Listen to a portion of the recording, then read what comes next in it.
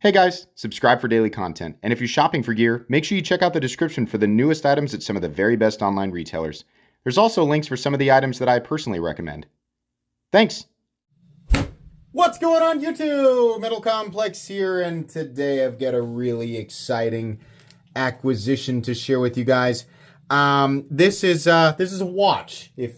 Most of you probably know. You're probably familiar with Seiko, especially if you're familiar with my channel. I am primarily a pocket knife content creator, but thanks to the influence of some people in the community who have aggressively forced this sort of sub-hobby on me. I say that because, it seems like knife guys kind of get into watches, or we're maybe more susceptible. I'm not really sure. I'm making excuses for myself. Thanks to some people in the community. Nick Shabazz. I have gotten into watches, and I've actually got quite a few. And I've got some on my list that are kind of dream watches, and I've acquired a lot of the stuff that I like. This one I've had my eye on for a very long time, and I just could never quite justify it until after recently I had purchased my Tudor Pelagos, and I thought, well, if I can justify the Pelagos, I can certainly justify this. So I can't wait to share it with you guys. Thanks to my patrons for supporting me, and please make sure to follow me on Instagram at metal_complex. I bought this. I hunted for one for a while. I've already opened it up. I've actually already worn it for a day. I've already taken all the plastic off of it, but I did get it brand new. That was part of the hunt. I wanted one brand new, and I did not want to pay the retail price, or the MSRP, because I just thought it was too high. And I always assumed that this watch was essentially the same, in the same tier, because of Seiko Prospects. I thought it was kind of in the same tier as a lot of the other, I guess, more basic Seikos that I own, and I could not have been more wrong. This watch has quite a few cool things about it. So what we have here is a Seiko Marine Master 300. And, I thought after picking up a few watches that weren't so big and chunky, because I kind of started with that with the Seiko Samurai. Thank you again, Nick Shabazz. But I pulled away from that a little bit, got some watches that were a little bit smaller, and I realized, no, you know what? I think I really do. I kind of am all about that big ultra chunkiness, and this boy is a chunk. Holy moly. On my search for this watch, I was real picky because I got real familiar with Seiko, and sometimes the faces and the 12 o'clock and different markers not lining up absolutely perfect. And the nitpickiness that I developed as an insane knife nut, it also translated to, watches. And so I got real particular, and I kept asking, sellers, hey, can you take some close-up pictures for me? And if you are hunting this watch, I would also recommend you do that. I don't have an affiliate link for this. I don't none of that. But if you're going to hunt this watch, I would recommend you do that as well, because once you get close-up pictures, sometimes you'll realize that noon marker is not absolutely perfect. I'm talking about this right here. And on this one, it was. This one was also what I'd consider to be a much more fair price. I got this for $22.50, which I know a lot of you are going to say, holy moly, that's a lot for a watch. And watch guys are going to say, that's barely the tip of the iceberg when it comes to the watch world. If you're familiar with my channel and you've recently learned that pocket knives get expensive, holy moly, watches get way more expensive. So there's many people out there that still consider this more of an entry-level watch. I loved the band on this. I was so excited to see the little polished parts. And I'm not a huge watch person yet when it comes to like the technical stuff. So if you are big into watches and you're expecting me to give like really, really technical specs, I don't really do that. I just wanted to share this acquisition with you guys, but I love the big Reese's peanut butter cup bezel. Huge fan of that. I love how sunk in the faces. That was a huge thing for me, and it created this really unique look with this watch, and I kept obsessing over it. That super deep sunk face. Really, really cool. The other thing, something that I've come to love, I will never wear, I know you never say never, right? You won't until you will, to quote myself. But so far, I've found that I really don't like non-metal bands, or bracelets, I guess is what you call this. And I was specifically attracted to, so basically what I'm saying is I'm never going to attach that or anything else to it, but I was specifically attracted to this band. I thought it was awesome, but one of the biggest features for me, and it's something that I add to all of my other divers, is the extension. Not because I'm somebody who dives. I like dive watches. I like the idea of them being, you know, ultra water resistant up to a certain depth. I'll never go more than 10, 15 feet into the water with something like this, but that's okay with me. I really like that some of these have extensions. And this one in particular has a really cool feature. You pull back on this and it releases. Actually, I think you have to pull this out. There we go. You pull back on this guy here and it actually extends. So not that my wrist will ever swell this much, but in the event that my wrist does swell, which it absolutely does, this acts as sort of a way to adjust it and get it to be the exact right fit for the day. I've noticed already that sometimes it goes to here. Most of the time I'll wear it like this. This right out of the box, I adjusted this back here, just 2 back, and it was perfect. I didn't have to remove a link or anything. I don't have the biggest wrists in the world, but I think have just about an 8-inch wrist, maybe a little bit less, something like that. It's probably not a perfect measurement, but I really like the larger, heavier, thicker watches. I'm really big into that. So this was a must for me. And really the trigger, you know, what caused me to pull the trigger on this, I have a buddy who I reference a lot, actually, Levon from the Knife Nuts podcast, who also helps me out a lot with watches. He was after a special edition version of this, the red version with the Sagaya background pattern, which I thought was really, really cool. But he was after it, and it kind of like reignited. I was like, oh man, I love that watch, but I've never been able to justify it. And so I started hunting, and truthfully, I was looking around for a few weeks, and this was probably the 3rd time that I like really hunted one and looked, and I started to kind of lose hope that I was going to find. I was finding a lot for like 26, 2700, 2800, and things just weren't centered up. So when I found this one, I think when I searched for it, there were maybe 11 or 12 new listings in the areas that I was comfortable buying. And this was the one that just everything worked out perfectly. And I thought, man, if I get that, and you know, the seller was allowing returns. And I thought, if I get that and it's absolutely perfect, I'm going to keep it. And I'm so happy that it is. There's a few different versions of this out there. I mean, there's like I think there's a green one, there's a red one. There are a few different versions of this, right? They have ones with where the second hand is not gold, it's silver.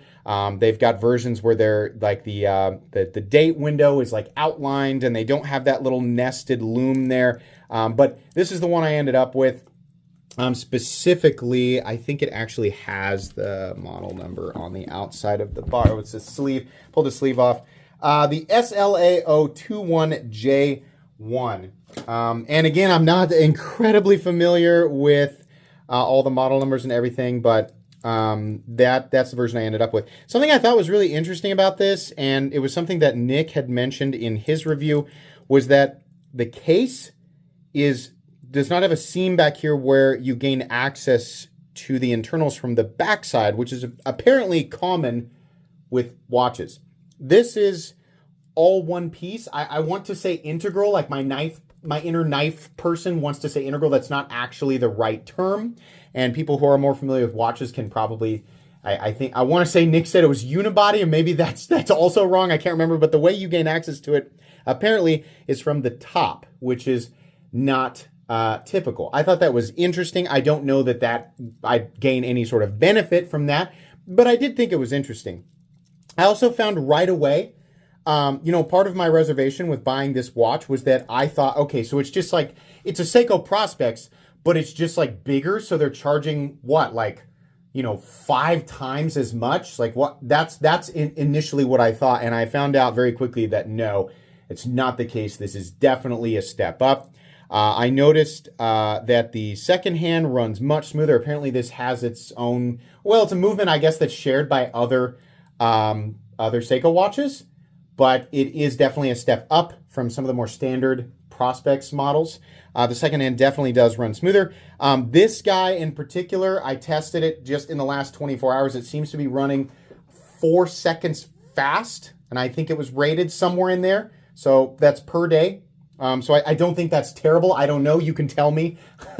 I'm the kind of person who's not incredibly bothered by that. I would just eventually, you know, after a week or so, I'd kind of get it more accurate and go back. But I know that some watch people are super particular about that. I did notice it seems to be running maybe 3.5 to 4 seconds fast in a 24-hour period. So I guess that's fine. But I do love the finish on the band. I do love the fact that we have this sort of built-in diver's extension, this ratchet extension.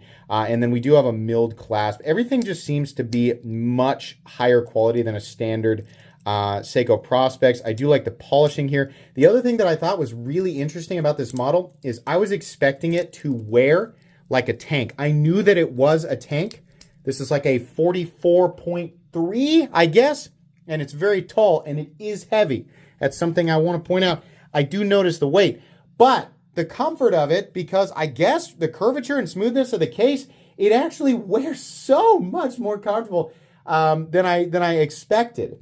The two watches that I think had the biggest influence on this purchase, and keep in mind these both have custom bracelets from Strapcode, because normally I can't stand the standard bracelets that come with you know, the lower level Seiko Prospex watches. This is the Marine Master 200, which I love and I wear all the time, but I had to immediately replace the band. You can see this one has had quite a bit of wear, and then the extension, the ratchet clasp, right? Had to switch that out just to make sure that it always fits perfectly. But after I changed out the bracelet, I thought that watch, you know, wears really well, and I also very much love. Same thing on this guy. This is my Seiko Sumo Ice Diver, and I also really love that one. So I think it was really the look of these two that I think really pushed me to drive this one. I was aware, I'm sorry, to buy this one and wear it. I was aware of this, I think, before I was even aware of the 200. I bought the 200 because it was kind of like, the best way I relate this to is finding out that the Hinderer XM18 exists, and then being like, oh man, it's like really expensive. And then you find out actually there's a version of it that's less expensive, even though it's not through the same company. In that case, it would be ZT, the ZT-0562. And I bought that knife and absolutely loved it. And that knife, the love that I had for that knife, ultimately caused me to chase down my first XM, which was 14 years ago, something like 13 years ago, something like that. So this all happened much faster, but it was my love for this watch and this watch that ultimately drove me to pick this one up. And I'm extremely happy with it. I love this watch. I can't say, you know, what's funny is the most expensive watch that I own is the Tudor Pelagos, and I paid about $4,000 for that one. And I wear that all the time. To me, that it has the look of a tool watch. It's something that for some reason, despite how expensive it is, it just doesn't bother me to wear it all the time. And I have been, it's already got marks on it. This watch being almost half, for some reason, I think I'm a little more protective of it. It's probably because of all the shiny finishes and everything like that. And I think just what it is, how long I, you know, kind of lusted over this one, I guess. I don't know that this one will get worn as much, but for now, it is definitely going to be something that I wear a lot, for sure. And I'll still cycle back to these. You know, both of these have definitely seen wear and seen use. This one's getting a little beat up, right? I'm not nearly as protective with my watches as I am my pocket knives, despite them being pretty expensive. I mean, I want to say this is about $800, and this guy is about $800 or $900, something like that. So they're not cheap. But, you know, it's something that goes on your wrist, and you just wear it, and it tells you the time. But I love these automatic watches. I think they're really cool that as long as you wear them, right, the movement just keeps it going. There's no battery or anything like that. There is one weird detail about this watch, and it's that the lume is in a particular spot. It's not beautiful. It's not the best, especially now that I've had the Pelagos for a while and I've gotten used to that incredible lume on that thing. This is kind of lackluster. And also the bezel is not, it doesn't have the same lume as the, like it's only loomed from noon to 4 on the bezel, right? Everything else is okay. It's got that green lume, but for some reason, they did not lume the bezel all the way around, and that's fine. I'm okay with that. It's just weird. Like, why not just go all the way around, right? But okay, you know, not that big of a deal. You can see there, it's all right. The lume's okay. Just nothing absolutely spectacular, but I knew about that before I picked it up. There were no surprises with this thing. Everything just worked the way that I wanted it to, and I'm just really, really happy. And I know you guys don't specifically subscribe to me for watch content, but I know a few of you are just interested in what watches I'm picking up. I very much doubt this is the end of my watch journey. I'm certain that I will continue to pick up watches, and that's fine. Anyways, I hope you guys enjoyed this. If you have any questions that I didn't answer, which I'm sure there are tons, because I am very clearly a watch noob and I don't really know what I'm talking about. I'm just sort of enjoying this as a filthy casual, and that's okay with me. But if you have any questions and I'm able to answer, then I'd be happy to. But I'd venture to guess there are substantially more watch experts in the comment section, legitimately, that would be able to answer your questions better. So I'll be down there. Maybe they'll be down there too. Anyways, I will link Seiko watches in general. I don't know you'll be able to find this guy on Amazon, but I know a lot of the watches that I really love are available on Amazon, so I'll link them down in the description. You guys can check them out if you want. That's going to be pretty much it. Please make sure to follow me on Instagram at metal_complex. If you enjoyed this video, leave a like. If you'd like to check out my other content, I do, of course, have lots of videos of knives that are either expensive or inexpensive that I do or don't like, so check those out. And if you enjoy all my content, go ahead and click on that Metal Complex logo right there and subscribe, because there's definitely more coming. Thanks again for watching, everybody. And have a great day.